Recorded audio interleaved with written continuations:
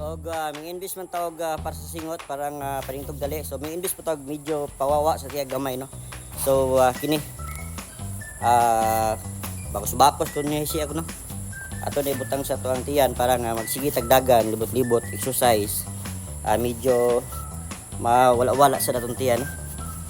So nari sa TikTok na no. Barato rin siya dito. Relax.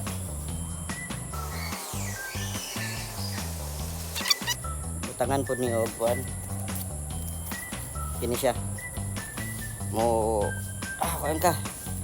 Hijak. Birahon ni mo ni. Butan. Tangare.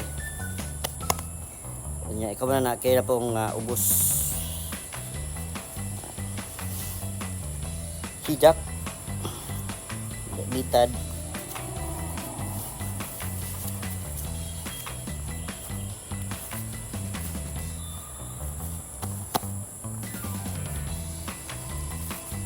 So, mau na ni siya, no? Hijak bitad, di katapat. So, kini siya, mga mamen, pwede na kamudagan na ni, or exercise. Para nga imong singot ba, dali mo lugwa.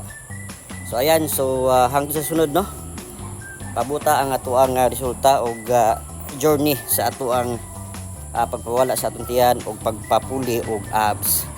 Diyos ka!